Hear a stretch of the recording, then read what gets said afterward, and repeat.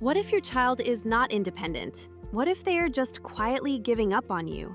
Most parents who raise emotionally distant children never set out to do that. They were doing what they knew, repeating what was done to them, and in many cases, believing they were raising strong, self-sufficient kids. But certain everyday habits, things that look completely normal from the outside, can slowly teach a child's nervous system to suppress their emotions, stop reaching out, and eventually become adults who struggle to trust, connect, or even understand what they feel.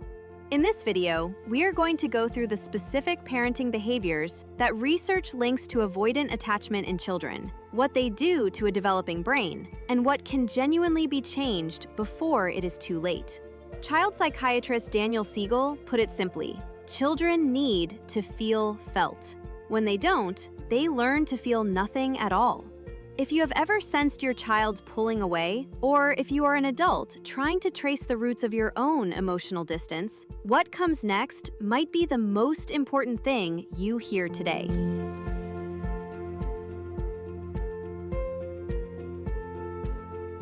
To understand how avoidant children are made, you need to understand what they are adapting to. Psychologist Mary Ainsworth, through her landmark research observing children and their caregivers, identified a pattern she called avoidant attachment. The children she studied were not born distant. They became that way. They had learned, through repeated experience, that reaching out for comfort either led to nothing or led to something that felt worse than being alone. These were not children of obviously cruel parents. Many of their parents were present, providing, and well-intentioned, but they were emotionally unavailable, consistently, habitually, without recognizing what it was costing their child. The child's brain did what brains are designed to do in unsafe conditions. It adapted. It learned to need less, to want less, to show less. And the result looked, to most outside observers, like a very well-behaved, very self-sufficient child. Which raises an uncomfortable question: how many of those easy children are actually in pain that nobody can see?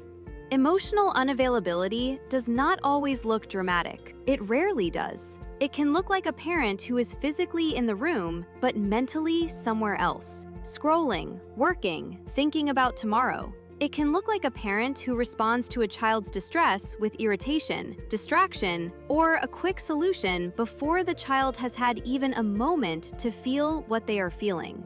It can look like a parent who gives a child every material thing they could want, while rarely making eye contact during hard conversations.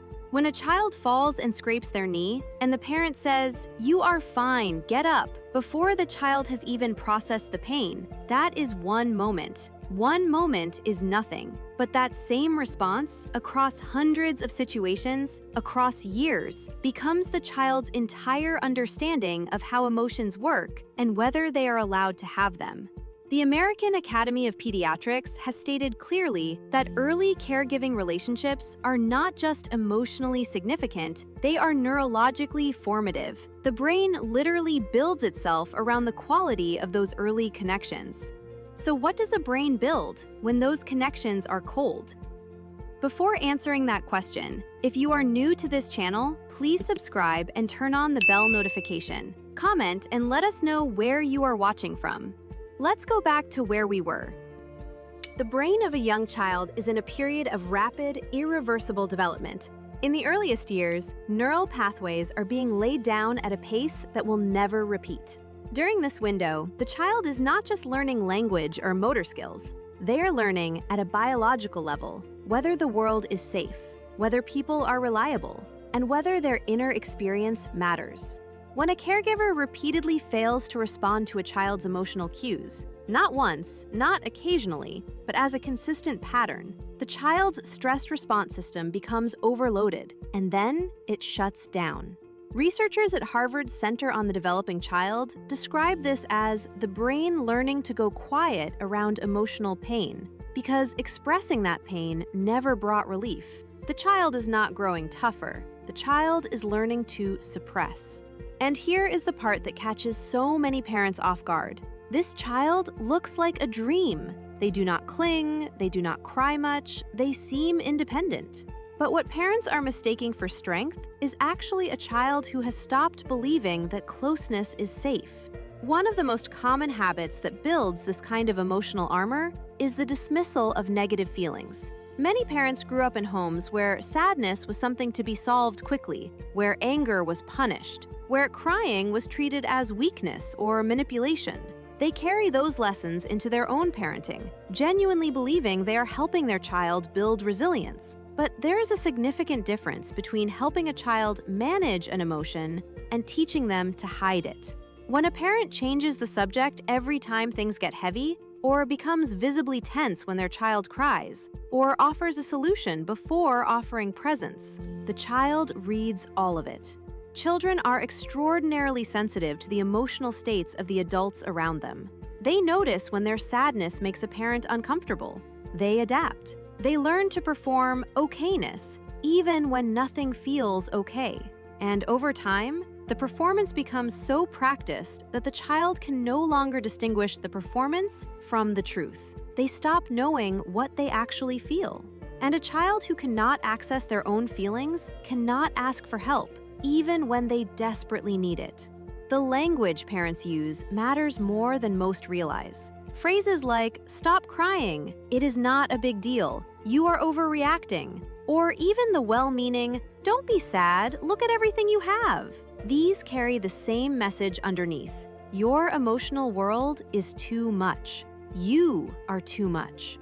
John Bowlby, whose work on attachment theory remains a cornerstone of child psychology, described the parent-child bond as the child's very first model for every relationship that follows. When that model teaches a child that showing vulnerability leads to discomfort, dismissal, or withdrawal, the child builds every future relationship around that same assumption. They become the teenager who seems not to care, the adult who disappears when things get emotionally serious, the partner who goes silent instead of reaching out. These are not character flaws. They are learned responses to an early environment, responses that made complete sense at the time and now follow the person into every room they enter. If you have made it this far, thank you. Really, it means more than you know. We are putting together exclusive videos just for our community members. And if this channel has ever given you something worth keeping, becoming a member might be your way of being part of something a little deeper. Conditional love is another pattern that quietly creates avoidant children, and it is one of the harder ones to recognize from the inside.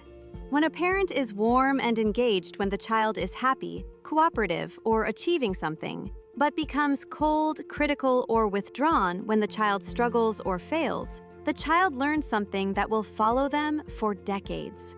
They learn that love is conditional, that being accepted requires performance, that their full, unfiltered, imperfect self is not safe to bring into the relationship, so they begin editing themselves. They offer only the parts that feel acceptable and hide the fear, the confusion, the failure.